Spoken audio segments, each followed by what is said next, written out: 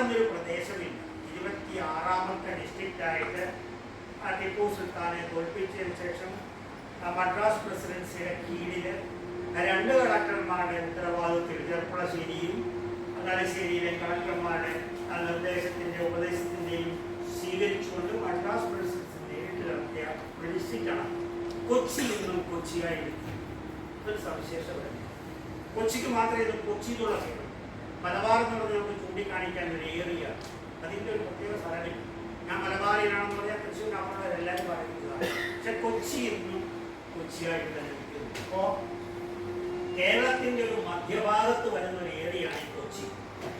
വടക്ക് ഭാരതപ്പുഴ ഒരു അതിരായിട്ടും പാലക്കാട് നിന്ന് പൊന്നാനിക്കൊഴുകുന്ന അതിൻ്റെ ഒരു പ്രദേശം ഒരു അതിരായിട്ടും തെക്ക് വൈക്കം ചേർത്തല കരപ്പുറം ഒരു അതിരായിട്ടും പടിഞ്ഞാറ് അറബിക്കടലും കിഴക്ക് കുന്നത്തുനാടും മൂവാറ്റുപുഴയും അതിരായിട്ടും ചിത്രീകരിക്കുന്ന ഒരു പ്രാചീന മാപ്പ് കൊച്ചിക്ക് ഉണ്ട്.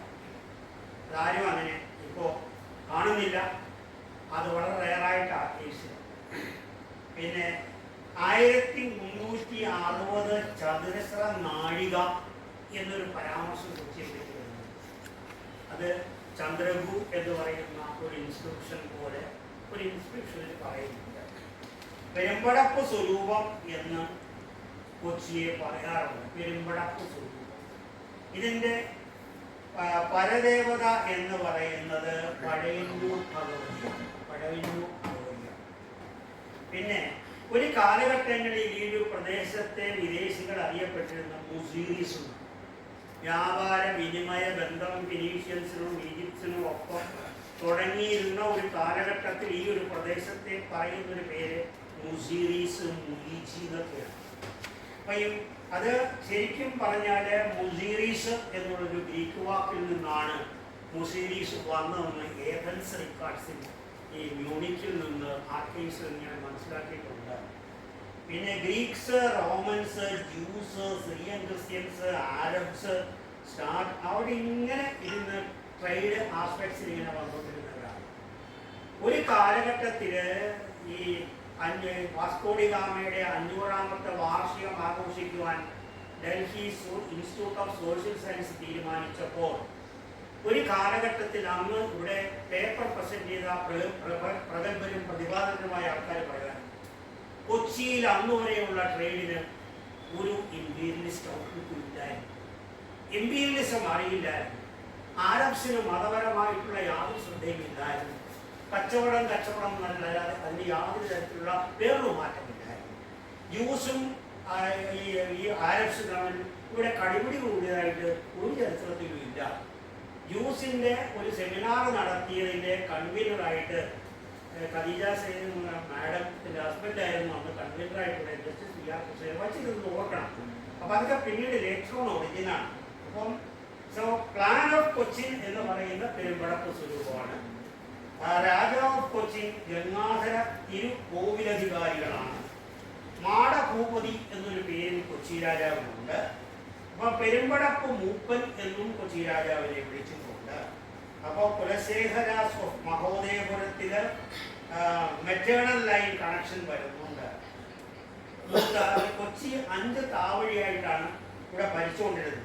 1 മൂത്ത താവഴി, 2 ഇളയ താവഴി, 3 പള്ളൂരിത്തി താവഴി, 4 മടത്തുങ്കൽ അല്ലെങ്കിൽ മുരിങ്ങൂർ താവഴി, 5 ചാഴൂർ താവഴി. അപ്പോൾ ഈ 5 താവഴികളിൽ കൊച്ചി രാജ്യം ഇവിടെ ഡെവലപ്പ് ചെയ്ത് വന്നിരുന്നു എന്നുള്ള ഒരു സംഗതിയാണ്. പിന്നെ കൊച്ചി രാജാക്കന്മാരിലധികം ബ്രാഹ്മിൻസ് ആണ് പറയപ്പെടുന്നത്. എടപ്പള്ളി ഒരു സ്വരൂപവും കൊച്ചിയുടെ രാജാക്കന്മാരുമായിട്ട് ബന്ധമുള്ള പെട്രിലീനിയൽ കണക്ഷനുള്ള കൊച്ചി രാജവംശത്തിൻ്റെ ഈ എടപ്പള്ളി രാജാവ് പ്രത്യേകമായിട്ട് പ്രജകളും ഒന്നുമില്ല അധികാരം കൊടുത്തിരുന്ന ഒരു ഇത് പറയുന്നുണ്ട്. പിന്നെ ബെസ്റ്റ് ഡൈക്കോട്ടമി എന്ന് പറയുന്നത് റിച്വൽ സ്റ്റാറ്റസും പൊളിറ്റിക്കൽ പവറും ഒരുമിച്ച് കൊണ്ടുപോയ ഒരു രാജ്യത്തിൻ്റെ ഒരു എംബോഡിമെൻ്റാണ് കൊച്ചി രാജ്യം. പിന്നെ മറ്റൊരു കാര്യം സൂചിപ്പിക്കേണ്ടത് വാസൽസും ഇഷ്ടംപോലെ വാസൽസും അപ്പം പെരുമാൾസിന്റെ ഡയറക്റ്റ് ഡിസെൻഡന്റ് ആയിട്ട് രാജ്യഭരണം ഏറ്റെടുത്ത ആളാണ് കൊച്ചി രാജാവെന്ന് പരാമർശം കാണുന്നുണ്ട്. പിന്നെ ഇവിടെ 1341 വലിയൊരു സുനാമി വന്നിട്ടുണ്ട്. ആ സുനാമിയെ പറ്റി ഇപ്പോൾ KK മുഹമ്മദ് ഇപ്പോൾ റിസർച്ച് നടത്തിക്കൊണ്ട് കടലിന് അടിയിൽ നിന്ന് വന്ന സുനാമിയാണോ അല്ലാതെ വന്ന സുനാമിയാണെന്നുള്ളത് റിസർച്ച് ഇപ്പോൾ നടത്തിക്കൊണ്ടിരിക്കുകയാണ്. അപ്പം Goa to Malabar to Malacca to China ആ ട്രേഡ് റൂട്ടിൽ അണ്ടർ വാട്ടർ ആർക്കിയോളജി അല്ലെങ്കിൽ മറൈൻ ആർക്കിയോളജി പുതിയ ഇപ്പം ഒത്തിരി മുന്നോട്ട് പോയിരുന്നു. കുറേയൊക്കെ ഹെൽപ്പ് ചെയ്യാൻ അനുവദിച്ചിട്ട് ഞാൻ ശ്രമിച്ചിട്ടുണ്ട്. അപ്പോൾ അതിനകത്ത് ആ സുനാമിക്ക് ശേഷം കംപ്ലീറ്റ് ലൊക്കേഷൻ കൊച്ചിയുടെ മാറി. കപ്പലുകൾ ഒരിക്കൽ പോലും അന്നത്തെ പാക്കപ്പലുകളോ ഒന്നും കോട്ടപ്പുറം വഴി നേരിട്ട് കൊടുങ്ങല്ലൂർക്ക് കയറാതായപ്പോൾ ഉയർന്നു വന്ന ഒരു പ്രാദേശിക ഒരു ഏരിയയെ അന്നുള്ള ജനങ്ങൾ വിളിച്ചിരുന്നത് കൊച്ചാഴി. ആ കൊച്ചാഴി എന്ന് നിന്ന് പിന്നീട് കൊച്ചിക്ക് ഒരു ഗോശ്രീ എന്നുള്ള പേരുണ്ട്. ഗോശ്രീ എന്നുള്ള പേര്, ഗോശ്രീ പാലത്തിന് പേര് നൽകിയതിൻ്റെ ഒരു കാരണം ഈ ഗോശ്രീ എന്നുള്ള ആ പേര് വരുന്നത് കൊണ്ടാണ്. അപ്പോൾ ഈ സുനാമിക്ക് ശേഷം ഒരു പുതിയൊരു ഹാർബർ കൊച്ചാഴി രൂപം കൊള്ളുന്നുണ്ട്. അപ്പോൾ അതുകൊണ്ട് അത് ഈ ഒരു ഇതിലേക്കാണ് കൂടുതലും പോർച്ചുഗീസ്, ഡച്ച്, ഫ്രഞ്ച്, ഇംഗ്ലീഷുകാരൊക്കെ വന്നത്. ആ ഒരു വരവിലാണ് ഇമ്പീരിയലിസ്റ്റ് ഔട്ട്ലുക്ക്, സാമ്രാജ്യത്വം എന്ന് പറയപ്പെടുന്നത് കൊച്ചിയിൽ രൂപാന്തരപ്പെടുന്നത്. അതിനുമുമ്പ് ഒരു കച്ചവടക്കാരുണ്ട്, ടാരിഫുണ്ട് രാജാവിന്. പക്ഷെ സാമ്രാജ്യത്വ ഫീലിംഗ്, ഇമ്പീരിയലിസ്റ്റിക് ഫീലിംഗ് കൊച്ചിയിൽ വന്നിട്ടില്ലെന്നാണ് ചരിത്രം പറയുന്നത്. പിന്നെ ഒത്തിരി തുരുത്തുകൾ ഇതിന് ശേഷം ഫോം ചെയ്യുന്നുണ്ട്. രാമന്തുരുത്തുണ്ട്, ഗോതുരുത്തുണ്ട്, ഓച്ചന്തുരുത്തുണ്ട്, മരിയാതുരുത്തുണ്ട്, വെണ്ടുരുത്തുണ്ട്. അപ്പോൾ 40 ദിവസം യൂറോപ്പിൽ നിന്നും യാത്ര ചെയ്യുമ്പോൾ കൊച്ചിയിൽ എത്താവുന്ന ഒരു കണക്കുകൂട്ടലിൽ കപ്പൽ വിട്ടിരുന്നതായിട്ട് പോർച്ചുഗീസ്. ഇതിവിടെ കൊച്ചിക്ക് ജന്മമുണ്ട്, കാണമുണ്ട്, മേൽക്കാണമുണ്ട്, പണയമുണ്ട്, കൊച്ചിയുണ്ട്, അട്ടിക്കറുണ്ട്. ഇത്രയും കാര്യങ്ങൾ കൊച്ചി രാജ്യത്തിന്റെ പ്രാചീന ചരിത്രത്തിൽ പറഞ്ഞുകൊണ്ട് മുരളി സാറിന്റെ ടോപ്പിക് കൂടുതലും 14-15 നൂറ്റാണ്ടായതുകൊണ്ട് സാറ് അതിനെപ്പറ്റി ബൃഹത്തായ ഒരു പ്രഭാഷണം നടത്തുമെന്ന് നമുക്ക് അതൊരു അസറ്റായിരിക്കുമെന്ന് ഞാൻ വിലയിരുത്തുകയാണ്. അടുത്തതായിട്ട് അധ്യക്ഷ പ്രസംഗത്തിന് മോഹനവർമ്മ സാറിന് ഞാൻ ഓരോ ദിവസം പുതിയ കണ്ടുപിടുത്തങ്ങൾ വരികയാണ്. എന്താ ടെക്നോളജി എവരിവെയർ എന്ത് കാര്യങ്ങളും നമുക്ക് പെട്ടെന്ന് ലോകം മുഴുവൻ അറിയാൻ സാധിക്കും. ആ വ്യത്യാസമൊക്കെ വന്നു കഴിഞ്ഞു. നമുക്കും ഈ പറഞ്ഞ എനിക്ക് വലിയ ആഗ്രഹമുണ്ട്. കുട്ടിക്കാലത്തെ പോലെ ആയാലാണ് ഒരു രക്ഷയില്ല. അത് ഈ ടുമോറോ നെവർ കംസ് പറയുന്ന പോലെ എന്നും ആലോചിക്കും. എന്നുകൊണ്ട് ഞാൻ ഈ അടുത്ത ദിവസവും ജവഹർലാൽ നെഹ്റു എൻ്റെ വഴികാട്ടിയായിരിക്കും. സോണിയാഗാന്ധി പറഞ്ഞില്ല, ആരും പറഞ്ഞില്ല. ജവഹർലാൽ നെഹ്റു എന്താണെന്ന് വെച്ചാൽ ഞങ്ങൾ ഇന്ത്യ പോലെ രാജ്യം നിലനിൽക്കാനുള്ള കാരണങ്ങളിൽ പലതുമുണ്ട്. ഒരു ദിവസം മുനിയാറിന്റെ തലേദിവസം രാവിലെ ഒരാൾ എന്നെ വിളിച്ചു.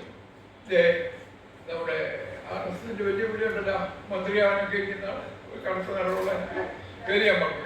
വളരെ എപ്പോഴും ഞാനുമായിട്ട് അടുപ്പമുള്ള പുള്ളി ചീഫ് മിനിസ്റ്ററാവാനായിട്ട് കുറേ കാലമായിട്ട് വിഷമിക്കുന്നുണ്ട്. ഒന്നും ആവില്ല, അതേപോലെ കാര്യം. അപ്പം അങ്ങനെ രാവിലെ എന്നെ വിളിച്ചു പറഞ്ഞു, എൻ്റെ ഫ്രണ്ട് പറഞ്ഞു, ഇദ്ദേഹം വിളിക്കുന്നു, വർമ്മജിയായിട്ട് സംസാരിക്കണം എന്ന് പറഞ്ഞു. ഞാൻ പറഞ്ഞു എന്തേ? അപ്പോൾ പുള്ളി പറഞ്ഞാൽ എന്തൊക്കെയാണ് വർമ്മജി സുഖം, ഞാനിപ്പോൾ അങ്ങോട്ട് വരാറില്ല, എൻ്റെ പ്രസംഗം മറ്റേ എന്തായിട്ടൊക്കെ ഇതിൽ നിന്നൊക്കെ അടിച്ചതിന് ശേഷം ഞാൻ പറഞ്ഞു, നിങ്ങളൊരു കാര്യം ശ്രദ്ധിച്ചോ, ട്രംപ് ഇന്ത്യയിലെ ഈ 5 സ്ഥലത്തെ ഇലക്ഷൻ നടന്നു പറഞ്ഞു. ട്രംപ് ആകെ പറഞ്ഞത് നിങ്ങൾ വെസ്റ്റ് ബംഗാൾ പിടിച്ചെടുത്ത് വളരെ നന്നായി, കൺഗ്രാറ്റുലേഷൻ. എന്താ അതിന്റെ കാര്യം എന്നറിയാമോ? അപ്പൊ നമ്മുടെ ഈ RSSന്റെ വലിയ പുള്ളി പറഞ്ഞ് എന്താ എന്താ എന്താ എന്ത് പറ്റി? ഞാൻ പറഞ്ഞ മറ്റൊന്നും പറഞ്ഞില്ല. എന്താ?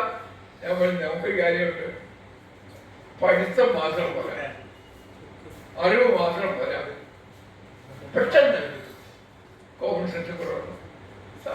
നമുക്ക് എപ്പോഴും ഓർക്കാം.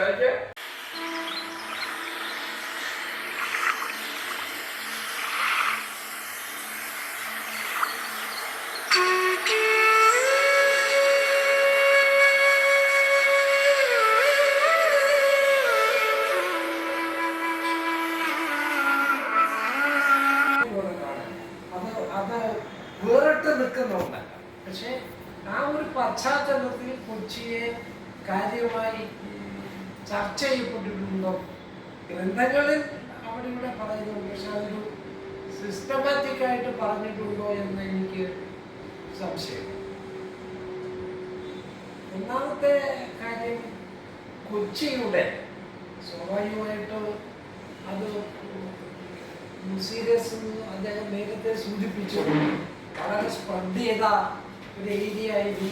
എങ്കിലും അതിൻ്റെ ഒരു കേന്ദ്രസ്ഥാനം പ്രത്യേകിച്ച് ഡച്ച് ഹിസ്റ്റോറിയൻസ് മഹോദയപുരത്തെ കേന്ദ്രീകരിച്ചാണ് അതിനെ കണ്ടിരുന്നത്. അപ്പോൾ കൊച്ചിയെ വിലയിരുത്തുമ്പോൾ കാലാവസ്ഥയുമായി ബന്ധപ്പെടുത്തിയുള്ള കൊച്ചിയുടെ ഇക്കണോമിക് ഹിസ്റ്ററിയെ കാണുന്നു. അങ്ങനെ ആരെങ്കിലും കണ്ടിട്ടുണ്ടോന്നില്ല. കാരണം ആദ്യകാലങ്ങളിൽ സമുദ്രത്തിലൂടെയുള്ള കച്ചവടം, കപ്പലുകൾ തീരങ്ങളേക്ക് സമാന്തരമായിട്ടാണ് യാത്ര. അപ്പൊ ഗൾഫിൽ നിന്ന് കപ്പലുകൾ എത്തിയിരുന്നത് കറാച്ചിയിലോ ഗുജറാത്തിലെ സൂറത്ത് തീരങ്ങളിലോ. അന്ന് ആദ്യകാലങ്ങളിൽ നാം ഇന്ന് ചർച്ച ചെയ്യുന്ന പോലെയുള്ള പ്രാധാന്യം മലബാർ തീരത്തിനുണ്ടായിരുന്നു. തന്നെ